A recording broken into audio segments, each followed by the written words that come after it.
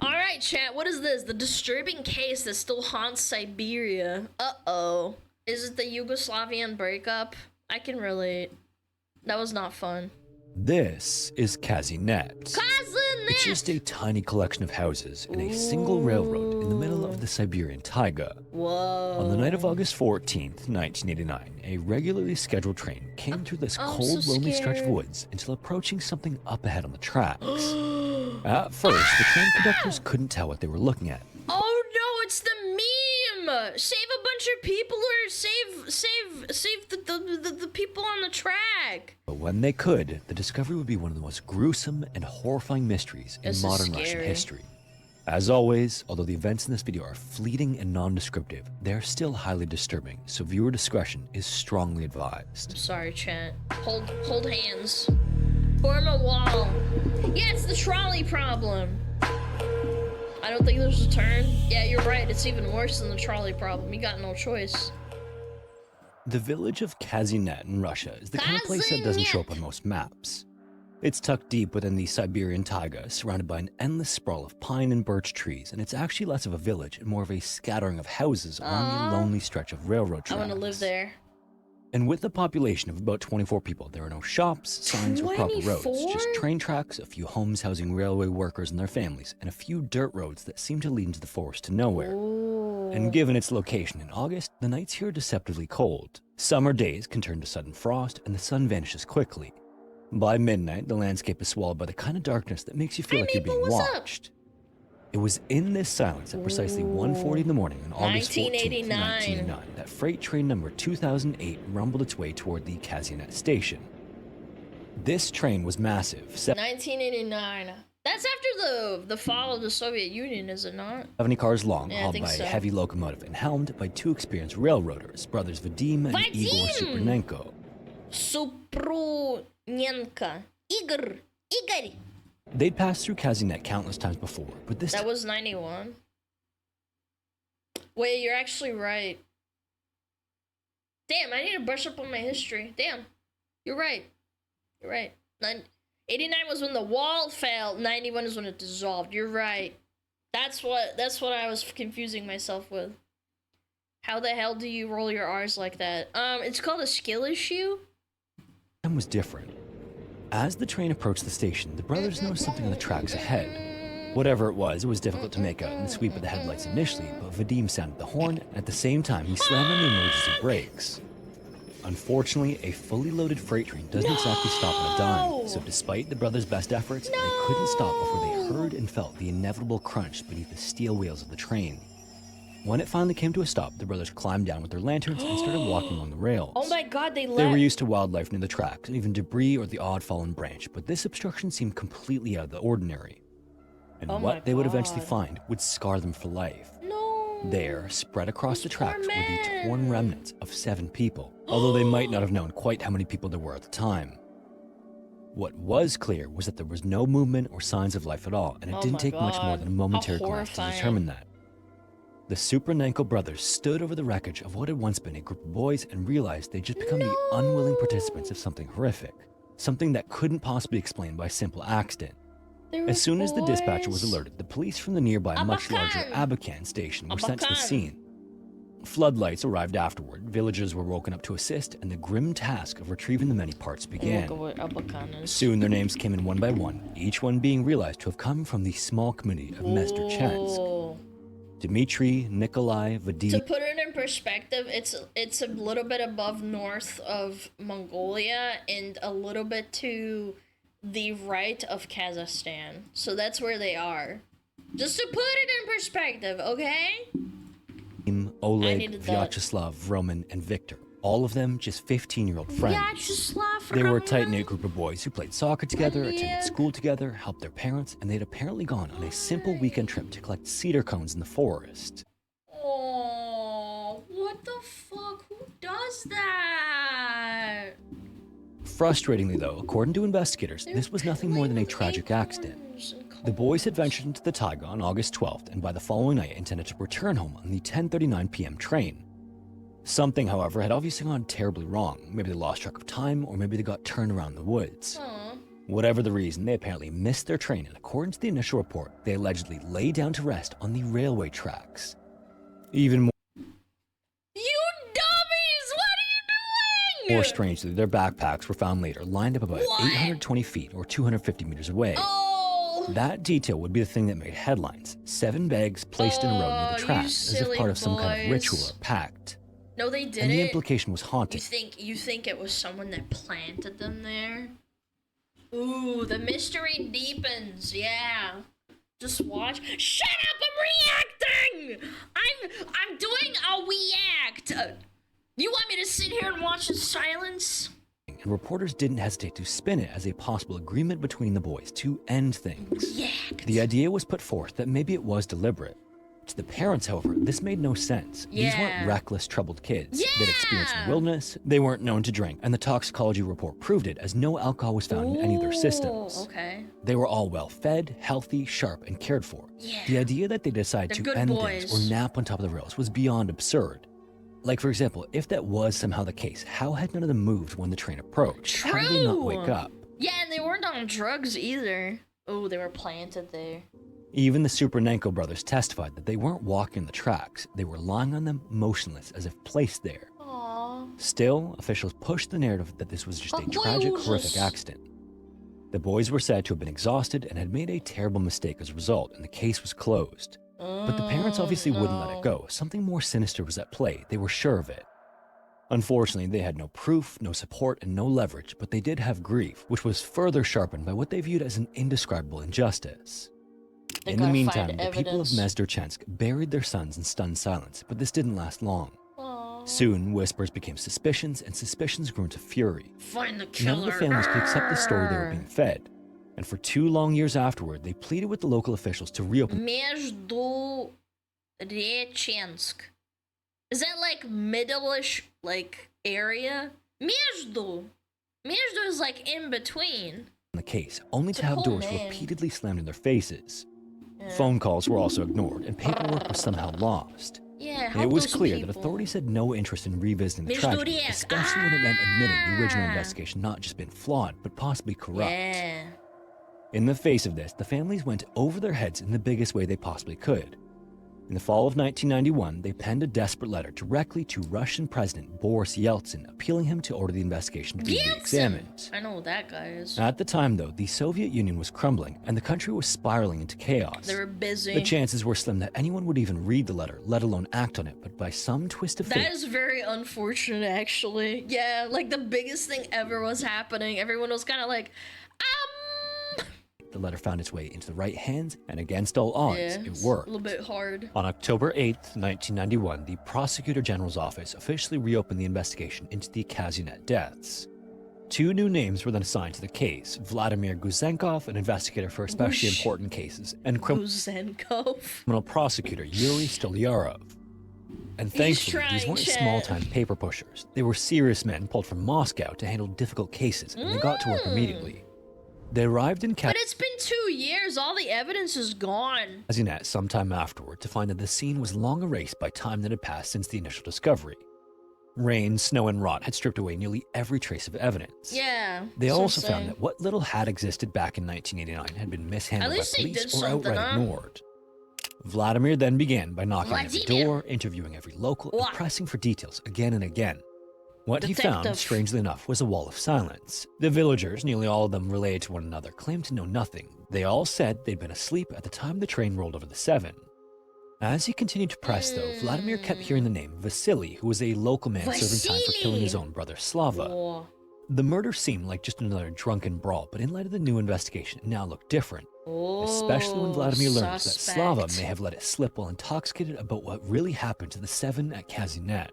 Wow. Upon learning this, he went to the prison, and over multiple visits, he chipped away at Vasily. At first, the story was muddled and it shifted, and then a Okay. confession emerged. It was partial and reluctant, but it was enough to really begin to push. Vasily then let slip that he and one of his other brothers, Yuri, had been involved, Yuri! and just like that, everything the authorities had insisted wasn't true came crashing down. The deeper Vladimir dug, though, the clearer it became that Vasily's story just wasn't lining up. It still seemed he was being deceptive. Vladimir then requested that the Sussy. families allow him to exhume the bodies. It was a dark undertaking, but when the caskets were opened and forensics experts took a second look, what they found changed the narrative forever.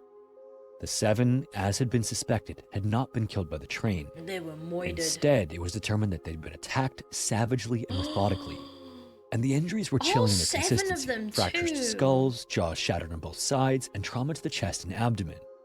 What's really freaked up about this isn't even just like rural Russia in general. I think rural areas in America and other countries, there's like a pact of silence not to deal with bureaucracy and the government stepping in, and they might have been like hiding it too.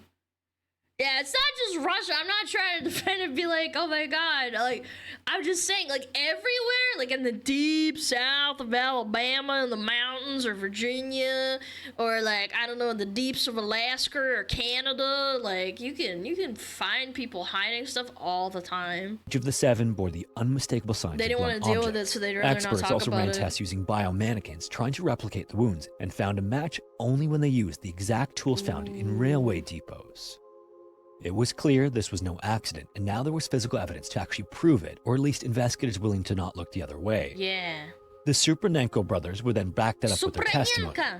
According to the 2 train drivers, when they realized what was on the tracks and saw them in the train's headlights moments before, they weren't scattered chaotically. They were lined up and arranged, placed on the rails exactly where the train there's no way they just fell asleep like that.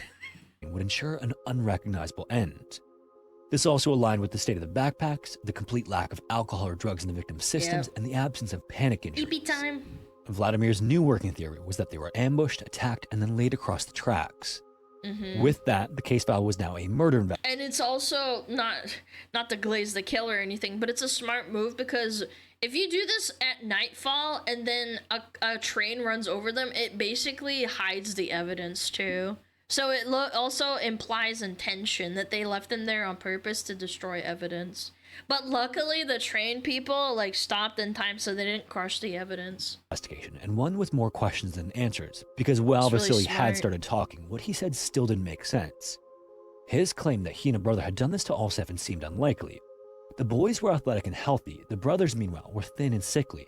How could these 2 men overpower 7 healthy individuals without one of them getting away? This is when the story changed Sussy. again. Vasily claimed that there had been a 3rd attacker, Slava, the brother that he had later killed. Slava! Vasily claimed that Slava had been the one to land the fatal blows, which was convenient since Slava was already gone and couldn't contradict anything. Still, Vladimir pressed on. He had a hunch this wasn't just a family affair, and then he managed to get another slip from Vasily. During a separate interrogation, Vasily blurted out a new name, Nikolai. This wasn't the name of just some villager, it was that of a senior police lieutenant from the nearby village who was in Kazina that weekend visiting relatives. It's not smart that there's a freaking forest when they just leave them out for the bears. Because people go hunting and dragging a bunch of bodies around the forest is also incriminating and can leave more trails.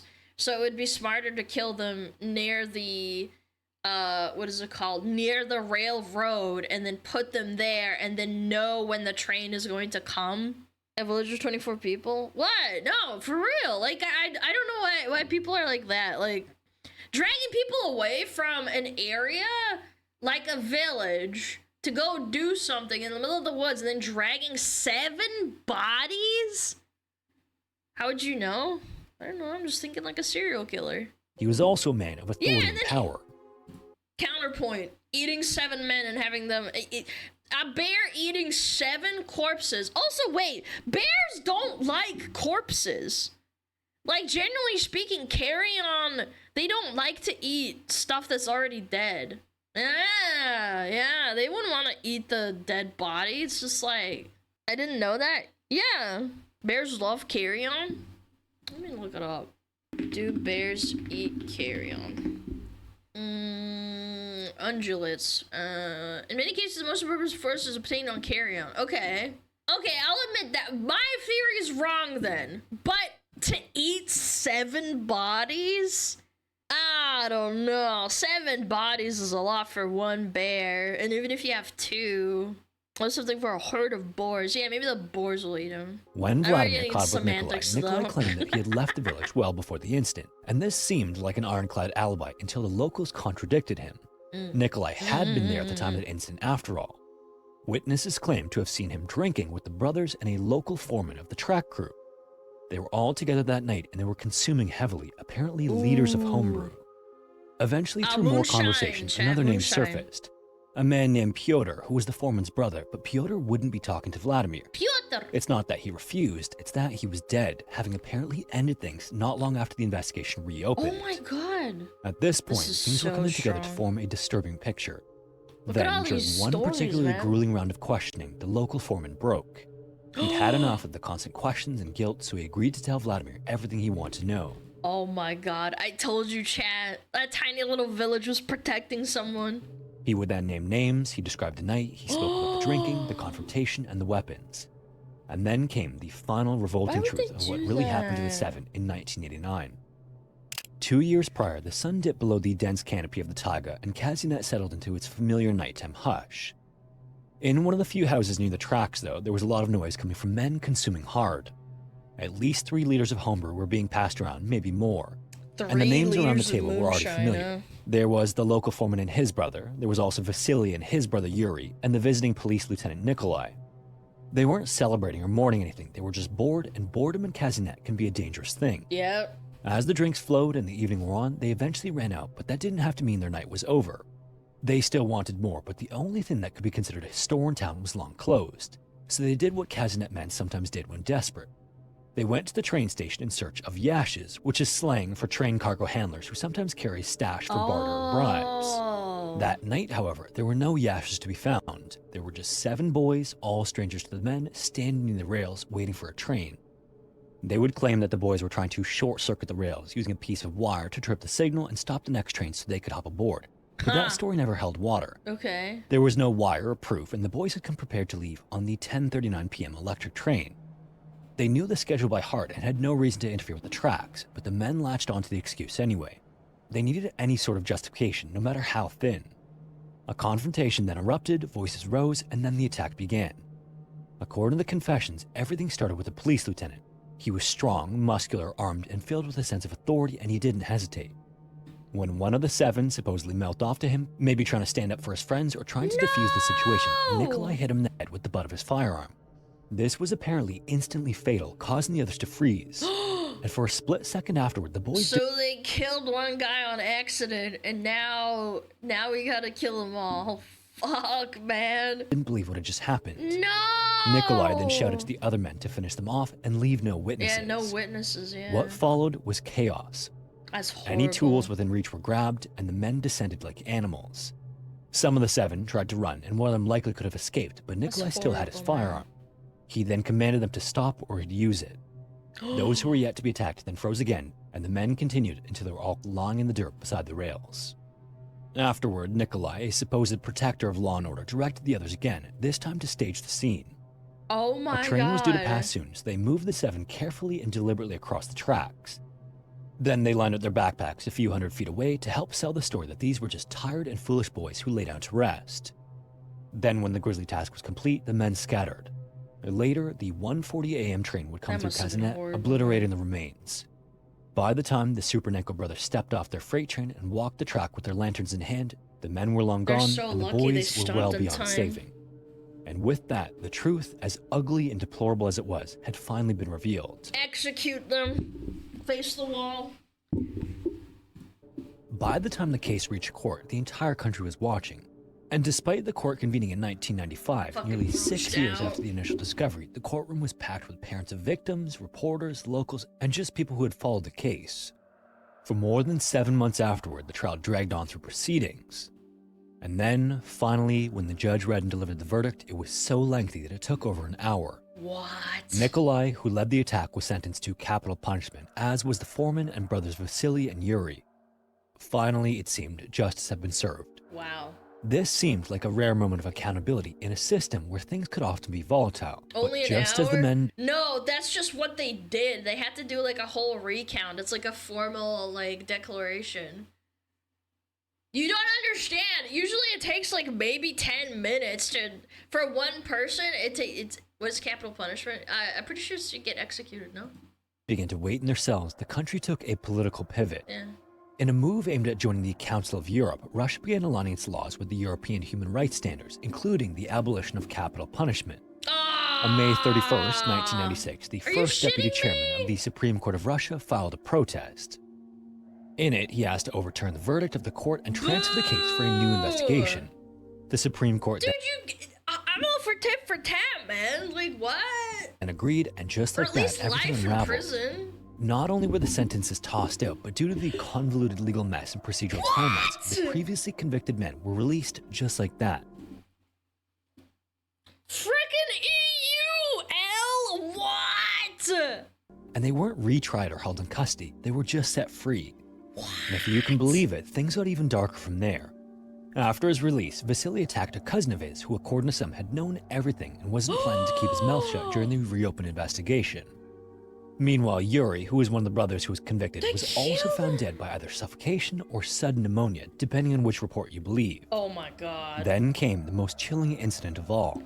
A railroad worker who was one of the key witnesses who had helped remove the Seven from the tracks was— EU, this is in Russia? No, because it got overturned. Open your ears. They talked about a EU law overturning, and then they just decided to throw them out and release them instead of sentencing also found them. under the wheels of a train at Kazinet, allegedly as a result of slipping and falling in the tracks. Cringe. So as horrific as the initial incident was, somehow it hadn't just ended in 1989. It seemed to have just changed direction, but admirably through it all, the families who had been betrayed and beaten down by bureaucracy kept fighting. By the late 1990s, the story of the Kazinet 7 had faded from the headlines. Other scandals had taken their place, and there were more than enough of those. The country, by then, was cracking under the weight of corruption, war, and transition. Yep. And most people assumed the case was dead, but the parents of the victims were relentless. I would be too. In February 1997, they managed to push hard enough for the Prosecutor General's office to reopen the case once more. Fucking go! This time under the legal banner of, quote, circumstances not fully investigated. It would take 4 more years, 3 additional exhumations, 5 expert forensic reviews, and more than 100 witnesses. There were testimonies not previously considered, forensics experts re-examining these same broken bones, and mountains of old paperwork that were hauled back out under the light of government offices. And through it all, one name that kept coming out during those years was that of Nikolai. Since his release, he had become a municipal deputy. You heard that right, one of the central figures in the murder of the Seven had parlayed his time out of prison into a political seat. But in the fall of 2001, something miraculous happened. The Supreme Court of the Republic of Kakasha issued a new verdict, and Nikolai, the foreman, and Vasily were once again found guilty of the murders. This time, the sentences were final, but to many, they still didn't come close enough to fit in the crime. Nikolai and the foreman were sentenced to just 10 years in a maximum security penal colony, while Vasily got just 7 years. For the parents, again, it wasn't justice. 7 years for murking 7 boys, bro. Nah, that's cooked. Classic corruption. During the transition, I bet you there's so many cases like this, or at least similar to this, where things got thrown out. 1 for each boy, that's not enough. Make it 10. 10 at least. Make it life. 7 and even years then, is a long Nikolai, time in true prison. form, never stopped filing appeals. The man who ordered the entire incident still claimed that he was the real victim, and the family simply endured it all. Despite the loss, lies, retrials, and political maneuvering, the truth finally came out and it stuck. Not because the system worked, but because the parents refused to let it stay buried. And in the end, they forced the world to look at what really happened on that cold August night in 1989. Kazinet was never and will never be the same as it was before the murder of the Seven.